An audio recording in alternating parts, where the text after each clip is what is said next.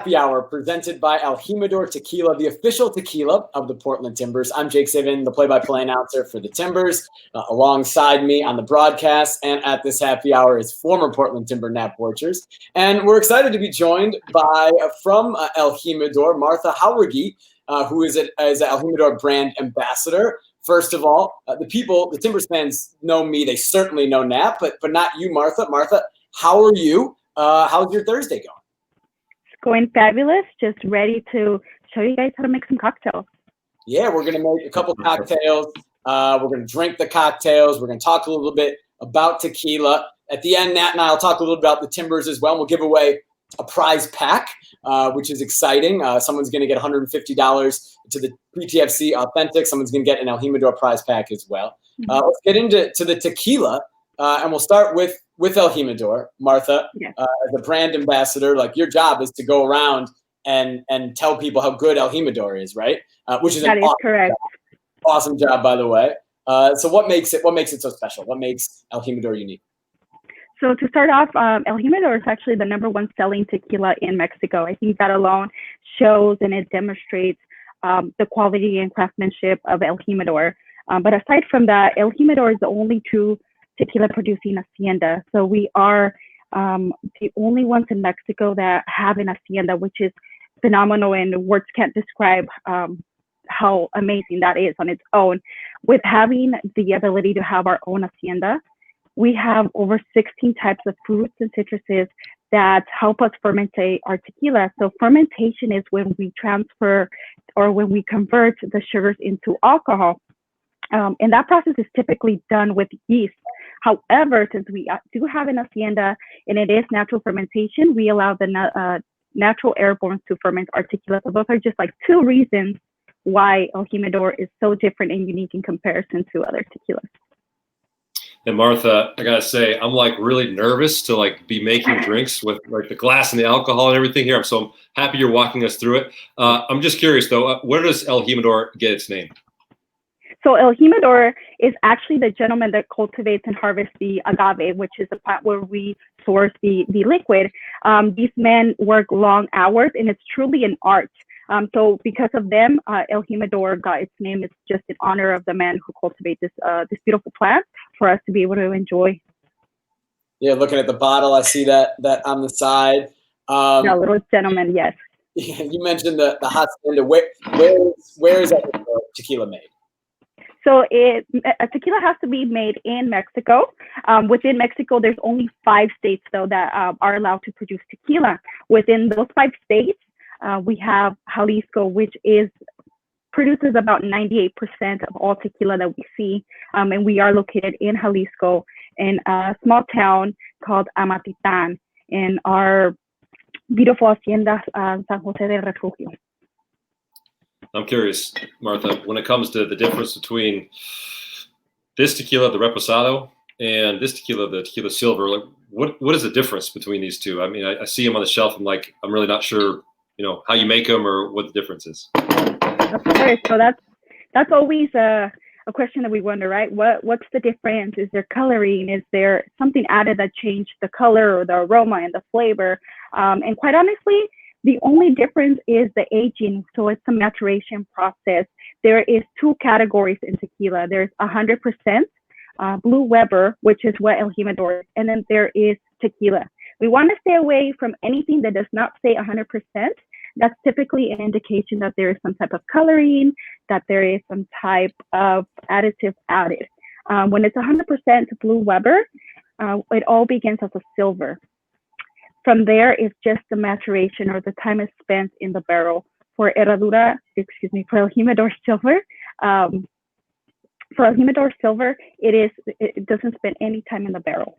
For Humidor Reposado, it's 2 months. And then for Humidor Añejo, it's 1 year. Man, yeah, you've got the extra special one. I got the extra special one. Yes. There you go. I mean, like Nat was saying, like I see those on menus and I see them on shelves, and like I know the aging process that you just described, but taste wise, like how would you describe the difference if I'm looking to order one or the other? Like how should I make that decision? So the flavor profile does change because of the interaction in the barrel, of course. So the silver is dedicated, it's meant to be mixed in a cocktail. The reposado, it's meant for both. So you can either sip or you can mix. And then the añejo, we definitely recommend just a sipping tequila. It's more like a dessert. Definitely can have it after your dinner. And then between the silver and the reposado is really a preference. Once you learn what you like, you kind of know which one you prefer. For me, I like the silver. The reason why we're here is to make the drinks, right? It's a hot day in Portland. Like I think everybody needs to come inside and enjoy a happy hour drink to cool off. Let's do it. Let's get going. You're going to show us how to make 2 drinks today, right? Correct. Take it away. This is the part Nat's nervous about, so let's make him sweat. Yeah. Go slowly for me, Martha. All right. Of course. So the first one I'm going to make is a Paloma. A Paloma is the staple cocktail of tequila. We're going to make it the authentic way. So whenever you visit Mexico, this is probably what you're having. Very simple, easy to make at home, very minimal ingredients, which is phenomenal, right? We don't want to spend a lot of time trying to make a cocktail. Quick, fast, and delicious. So we're going to start off. Yeah, we're going to start off with El Humidor Silver, and we're going to do 2 ounces. I already pre-poured it, so go ahead and pop your bottle open and measure out your 2 ounces of El Jimador Silver. All right. As you're doing that, I have already pre-rimmed my glass. I like tahini, so I actually did my rim with tahini. If you don't like the spiciness, then definitely just keep it simple with some salt. This is just kind of a way to elevate it, change it up a bit. Once you rim it, go ahead and fill it up with ice.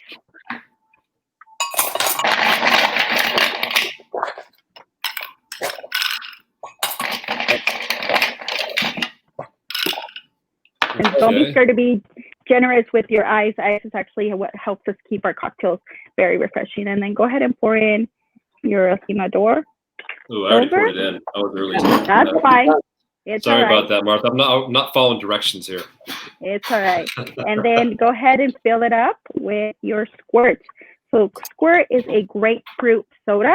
It is the staple of what is consumed in Mexico. It's the #1 to go. However, you can use any other grapefruit soda. If you don't have grapefruit soda, you can actually use grapefruit juice and then a little bit of soda water, and that gives it more or less the same flavor. But this is the authentic.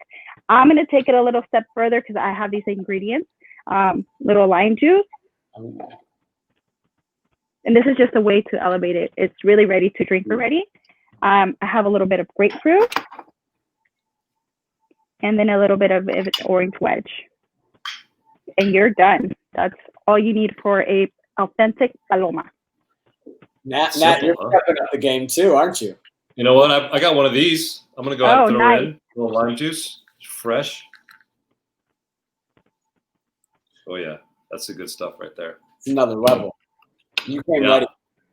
Yep. All right. Do we need to stir this up or just like take it down as is? You're ready to sip. Ready to go. All right. So cheers. Hey, cheers. Cheers.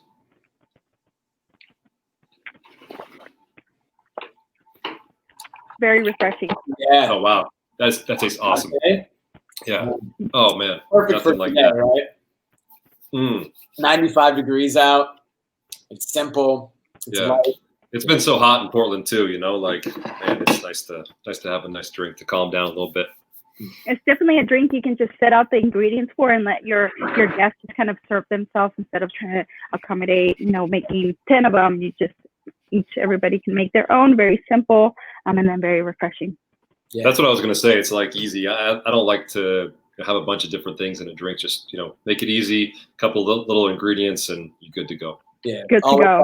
Always have ingredients around as well, right? Like sometimes you look up a cocktail recipe and it's like, how am I going to find these ingredients, right? It's perfect.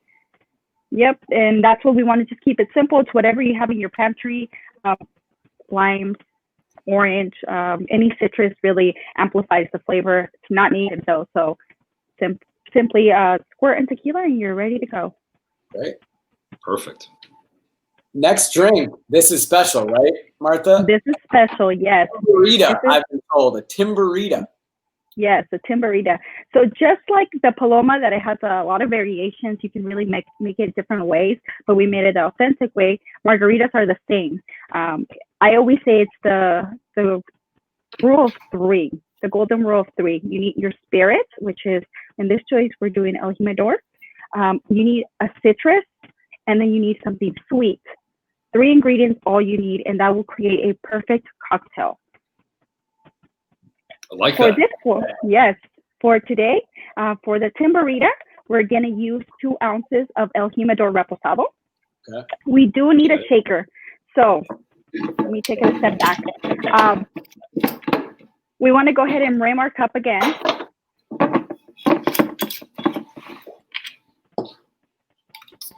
Okay, and if we don't have salt available, are we good? You're good. Like, no need for salt. anything we can do? Anything else we should do? Your margarita, your Timberita is not going to taste as good as mine, Nat. I mean, I know I'll be playing with like 10 men instead of 11, right? Is that what's going to happen here? Be down a man. Down a man. It's one of those that if you don't have it available, that's perfectly fine. It's just more of a preference. I like salt, so I definitely gave myself a generous amount of salt. Go ahead and fill your cup up with ice. And if you have enough ice, we need a shaker with ice as well. So we need to get 2 cups of ice ready. Okay. Oh, Nat, you need more ice? I got plenty of ice. I just need more cups. Ah. Well, All I guess right, if you have a shaker or a spoon, that will work the same. Okay, I got my shaker here too. So we're throwing everything into the shaker? Yeah, so you're making it. Yeah, you're making one cup of ice in your shaker, and then 1 cup for your cocktail. This is my little shaker. Cool. All right. I got my ice and my shaker. All right, good. Okay, perfect. So now let's go ahead and pour 2 ounces of El Jimador Reposado into our shaker with ice. All right, this is the big one. Here we go. All right. Next, we're gonna do 1.5 ounces. I feel like Jake's judging me over there. He's like watching my every move. You're doing great. I really. Thanks for the support, buddy. You're doing great. Okay. Next, 1.5 ounces of sour. If you don't have sour, any other like lime juice, lemon juice, but any sour. Okay. 1.5 ounces. Got it. And then 1/2 ounce of triple sec, which is our sweetener. We're gonna go ahead and give that a little shake. This is the part you have to be careful. Yeah. Make sure it's on, right? So what we're doing by shaking is we're diluting the ice and really giving our cocktail a nice balance. I'll go ahead and open it and pour.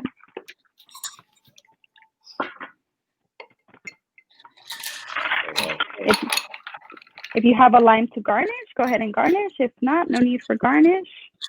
And you have a Timberita. Yeah. Go. There we go. Cheers to that. Cheers. Yeah, cheers. What I've been looking. I love a Timberita, a margarita, my favorite cocktail. I've been looking forward to this. Like Tell you what. all day.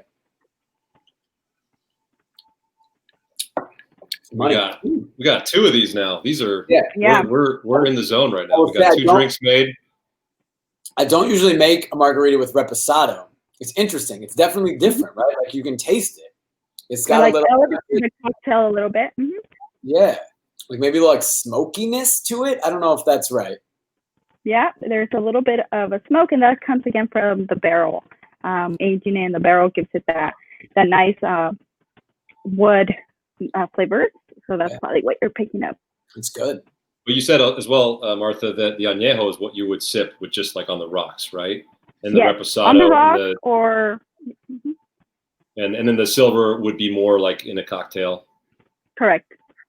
Gotcha. Then reposado is more for just like a what would you say that's like more the sweet spot for?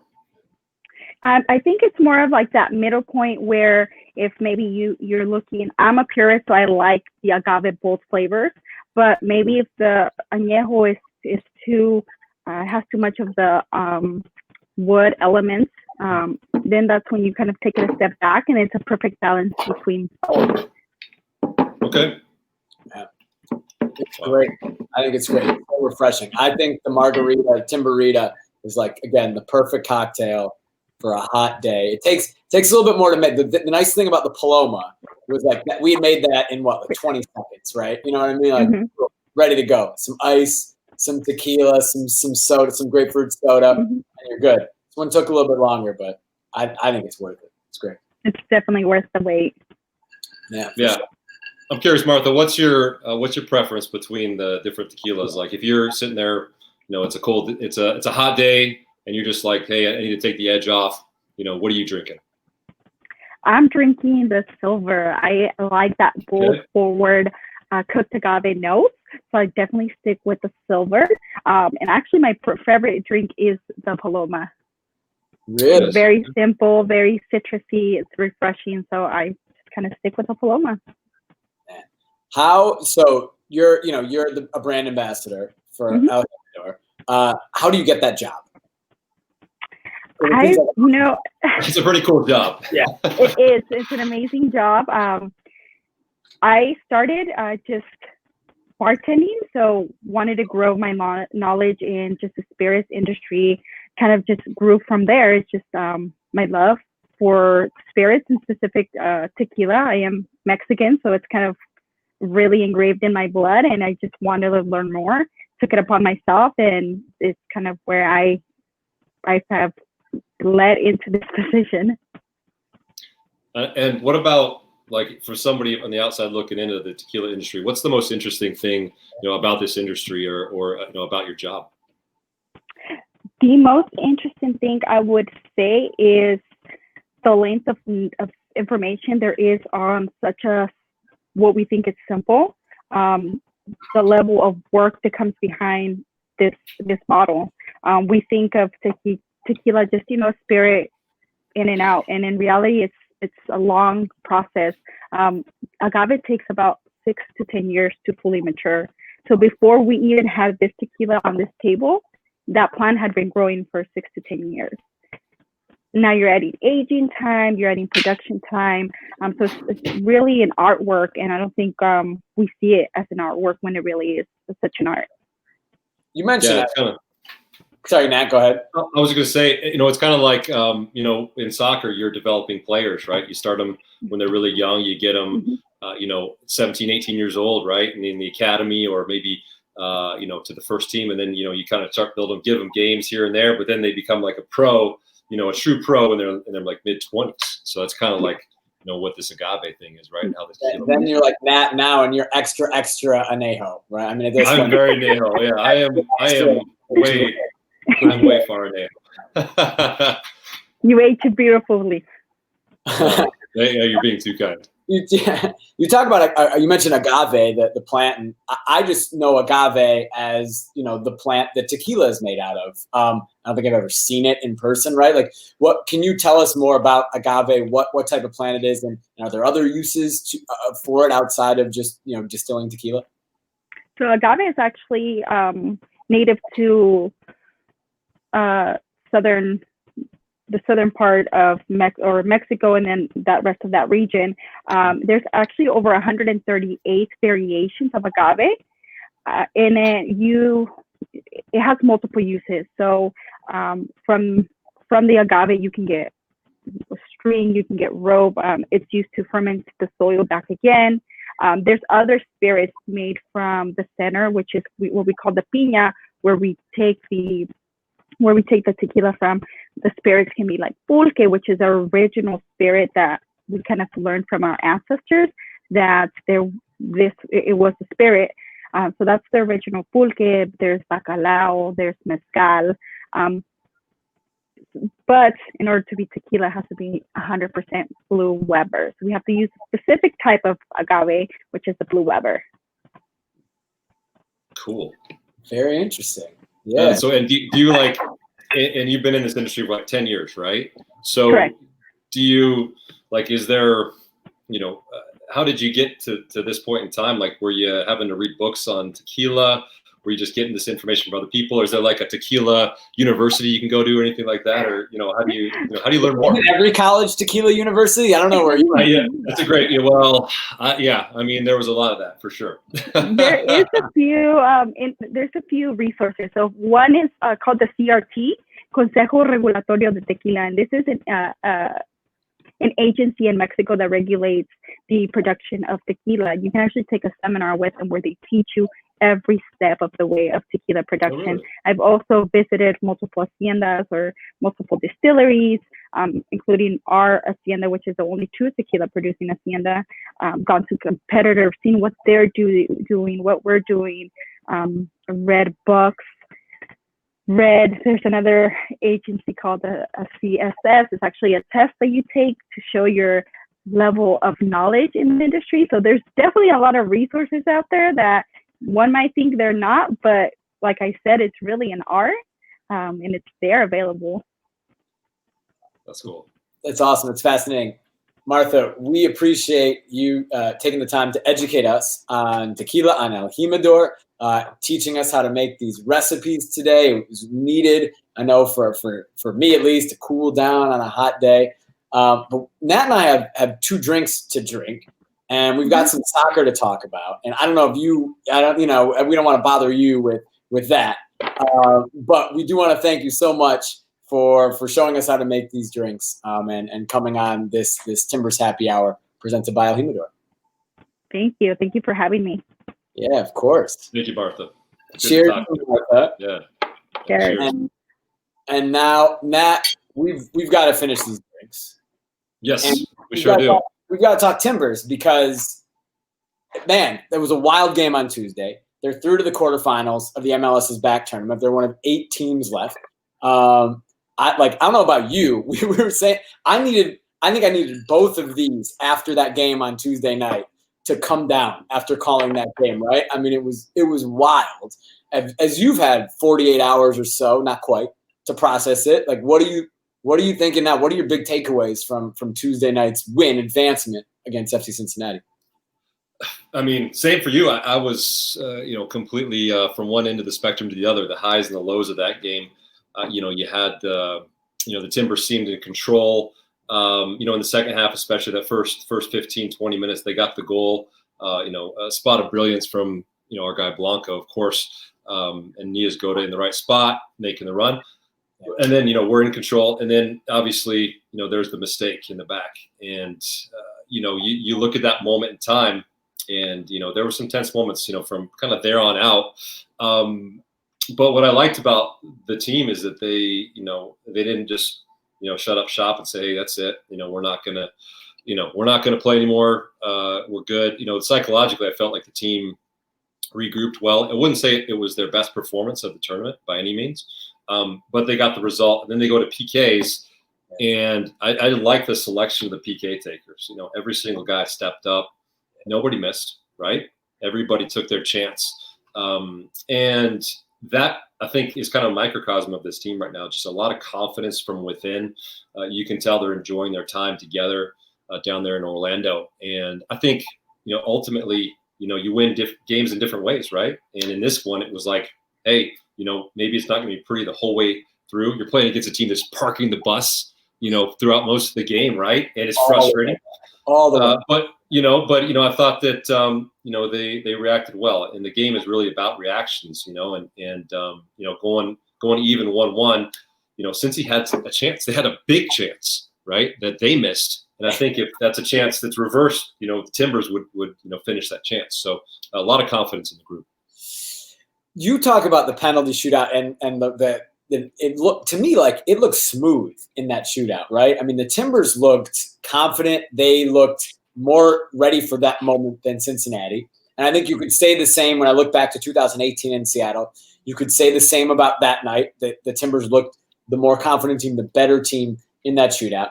You go back to 2015, the other shootout of the Timbers era, That was wild. That was a crapshoot, right? Both teams were. You were there, right? It was wild. But specifically the last two, like, is there anything to a team being better at shootouts? Is there anything to a team being able to handle those moments better? Because it seems like this group of Timbers are able to handle those moments really well, better than their opposition. At least the past two, they haven't lost a penalty shootout in their time in MLS. It's a great question. I think I would hearken to experience being a big kind of principle to being able to take PKs. When you look at 2015, that group, a lot of experience, up and down the spine. Same with 2018. I like the guys who step up in the big time moments. Sebastian Blanco, he steps up. Diego Valera, he knows how to step in those big time moments. And you need guys like that to really bring you through the tough times. If you're a younger player on the pitch, you look to those guys and you say, okay, if Blanco is going to go up and take his PK like that, I certainly can do that too. So I think that's a factor, and of course, like the results as well, right? When you're playing well, and you look at the last 3 games before this, like the Timbers have been playing well. They've gotten results: 2 wins and a draw. That also gives you confidence. You have experience there, and you have the confidence there, and you have gamers, guys who can step up in big time situations and get the job done. You've been in penalty shootouts. You scored in 2015. Everybody, Timbers supporters, remember that. You saluted the Army. And you also were in 2 with RSL, right, in finals. You guys won 1. You lost the other in 13, obviously. You made your penalty in 13, right? You didn't take in 09. You took in 13 and made your penalty. Had Robbie Russell missed his PK, or had that not worked out, there would have been one more game. Yeah, I would have been next. I mean, yeah, you won MLS Cup, so you're probably not doesn't sad matter. about it, right? What was your approach in those moments? You're a center back taking a PK in a penalty shootout. What was your approach in those 2 shootouts? Well, the crazy thing is in 2015, Caleb, came to us, after extra time and was like, look, here's the first 5 I want. And, it was Valeri, and then it was me, Richie. And we're looking at each other like, you're sure you don't want the guys who score goals to get you through this? So we were kind of laughing about it. But I think those are moments, again, it's like, if you're confident, and for me, we talk about PKs all the time, Jake. It's like, you want to hit the target first and foremost, right? But you also, want to hit the ball as hard as you can, and you want to pick a spot. And I think if you give yourself the opportunity to do, those 3 things, you check all those 3 boxes, you're going to give yourself a good chance to score. You saw Kendall Waston's PK. Obviously, that's a tough one. You lean back, you hit it over, you don't even give yourself a chance. So yeah, you have to just make sure that you think about those things. But it's scary, man. That there's a big distance between that penalty spot and the goalkeeper, and you're like, you obviously want to, just one kick, and so you want to make sure you don't screw it up. It looks short on TV, and I think to like the average viewer, but every time and look, it's been a while since I played organized soccer, but like even now we'll go down on the field at Providence Park for various things, and you go to the penalty spot and the goal seems small, right? Like it's not, to me, it seems like it's not that easy when you're standing there. Of course, I'm not a professional soccer player. It's probably a lot easier for you guys. But man, I think what a psychological test penalty kicks is, right? Timbers seem to have a psychological edge to them. And now they go to the quarterfinals of this tournament, right, that you're there, you might as well win, right? I mean, I feel like that's probably the majority of teams' views. The first 3 games in the group stage were regular season games, so what you're going to play for there. Now you're to the knockout rounds, and unless you get to the final, there's nothing on the line other than advancing and winning this tournament. As a player, you were never in this situation. Nobody ever in the world has been, except for the players doing this right now during a pandemic. But how would you have approached this tournament, and specifically this knockout round where the Timbers are at right now? Yeah, this is a tricky one for sure, because obviously the group stage, they counted, those games counted for points, and so every single game mattered regardless of your situation. Now you're into the group stage where it doesn't count towards the regular season, but out there, in the distance, you have an opportunity to win something of real value. And when I think about, MLS is back and about what it's going to mean in future years, to look back on this tournament, I think to win this thing, you're going to remember the champion, right? Just like you'll remember the champion from 2015, right? From 2009, whatever it is, you're going to remember the champion from this tournament because it was forever. Exactly, forever. You're like sports history books, right? Like this is going to be a trivia question forever. Forever. Who won this in every sport, right? Yeah, and I think it gives me goosebumps to kind of talk about it because, you know, as a player, if you're in that situation like the Timbers are, they're thinking like, man, we can win this thing. You know, we can bring it home to Portland in a time when, you know, fans weren't able to be a part of it, you know, at the grounds, right? In this pandemic, you know, we were able to bring this tournament together, have people watch it and enjoy it from their houses. And I just think it's really special, the opportunity. And I think that when you have good momentum like the Timbers do right now, you're very, very confident, you know, in your game. And you look at, you know, what Gio's done with the team, you know, gosh, every single move he's made has been the right one so far in terms of the subs and, you know, in terms of the team setup and, you know, resting, you know, the team got some rest, you know, for the LAFC game to be ready for Cincinnati, you know, Mabiala, Villafaña, Valeri, those guys all got rest, which is really important. So I think it sets up really nicely for him, but the opponent, I think, is going to be a tricky one. You know, we talk about NYCFC. They're good, right? I mean, they won the East last year in the regular season. Domi Torrent, their manager, left. He was just signed. I think Brazil. I want to say Flamengo. He just inked a contract there. But that was kind of known the whole season. You know, it wasn't going to be a long-term thing with him there. So they get a new manager. And they weren't great in the group stage. They snuck in. I mean, LA Galaxy Houston was played right before Timbers LAFC. If Houston had won that game and they were up 1-0 late, then Houston was going to go through. But because the Galaxy had a late penalty, that game ended in a draw. NYCFC got to go through to the knockout stage as the last third-place team. So 16 out of 16 in the group stage, they go through. But then they smashed Toronto in the round of 16. They were up 3-0. It ended 3-1, but it was a late consolation goal. They got a lot of talent. Like, it's a good team, New York City. They are. And the crazy thing is you watch them, Jake, you watch the results before. They lost 5 in a row. 5 in a row if you include Champions League before this game. And it's like, well, what was going on? They didn't score goals in the first 4 of those losses. They didn't score a single goal. And you're wondering, you know, with all the talent that they have, you know, Maxi Morales at the number 10, Eber Castellanos, you know, Jesus Medina, Tajuri Shradi, those are big-time players in MLS. And I think that the hard part for this team, if I look back on it, they've had a lot of inconsistency with coaching changes, front office as well. Claudio Reyna, he just left to go to Austin to be the sporting director or GM there. And, you know, they promoted from within. David Lee is their new sporting director at NYCFC.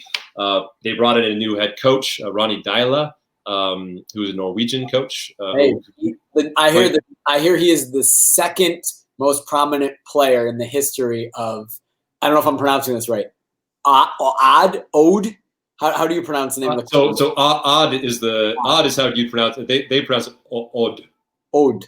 It's a funny name for a club in Norway. He's the second most prominent player in their history to Nat Borchers, who is the most definitely not. My time in Norway, we got relegated when I was there, so I didn't have a great time with odds BK is what they're called. But Ronny Deila is a legend at that club. Yeah. He coached at Strømsgodset, which is also where Adam Kwarase played for many years. They won a championship there. You know, he's moved on to win championships. Was it Celtic? He was Celtic. Yeah, Celtic. He won a championship there as well. So he's had success.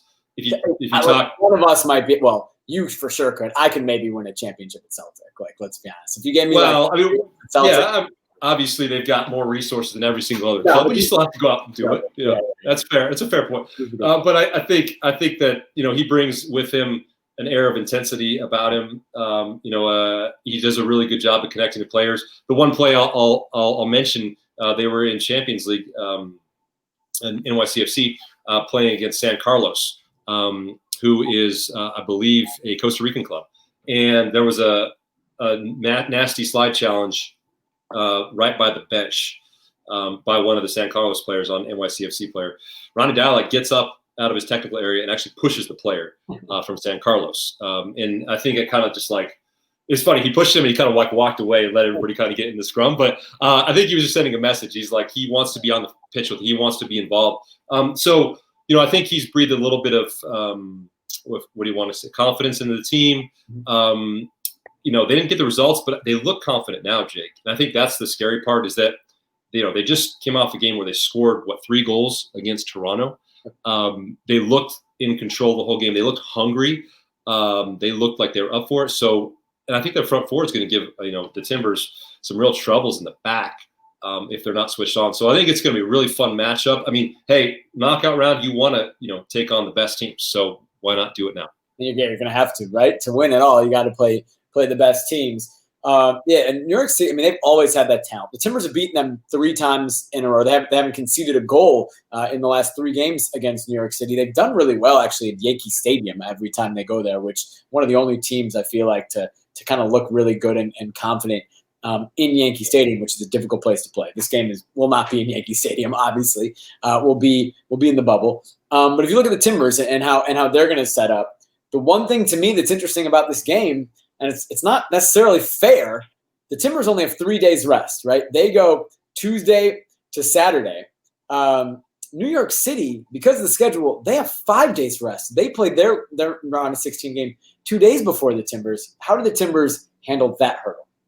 That's tough. You know, and rest, you know, is a double-edged sword. Sometimes, you know, too much rest can really, you know, take your momentum down. Too little rest can obviously, you know, hurt you physically.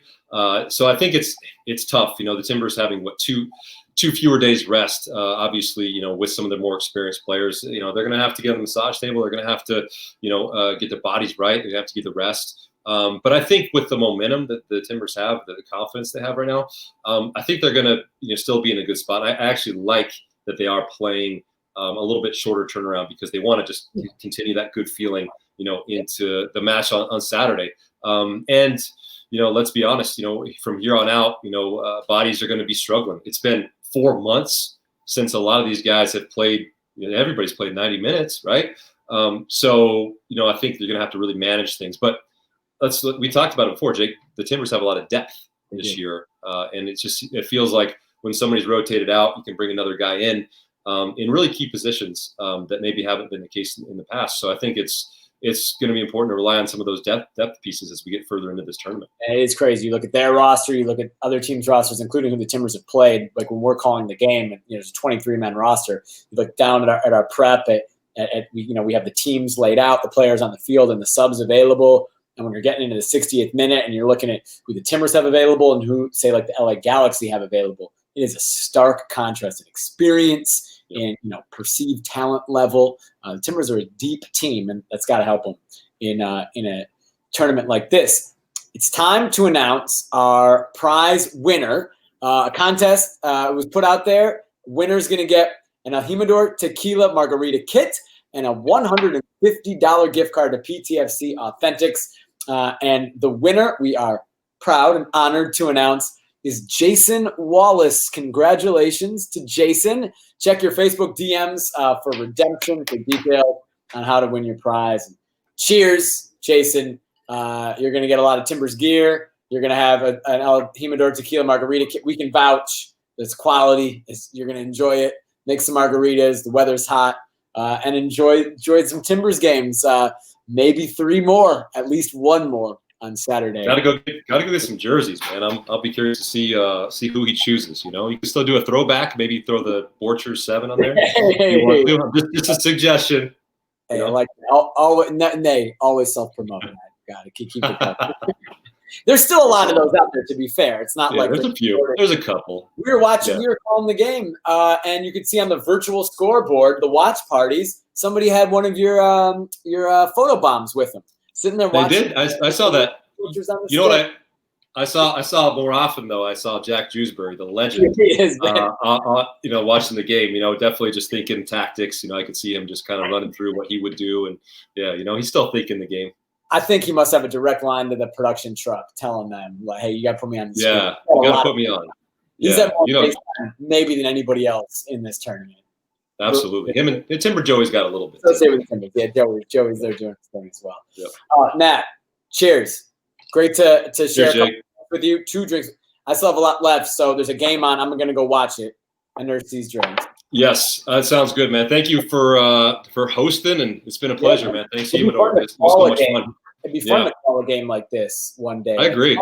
Maybe more fun for us than for people listening. But yeah, that's true. That's true. That's good. Really fun.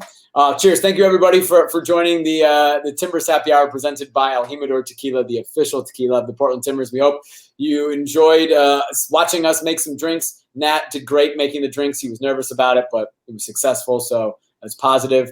Go Nothing ahead, broken. Paloma or Timberita, and enjoy the Timbers match Saturday night, 7:30. Timbers and New York City FC. The quarterfinals of the MLS is back. Tournament could be 2 more games beyond this as well for the Timbers. Cheers, everybody. Thanks for tuning in.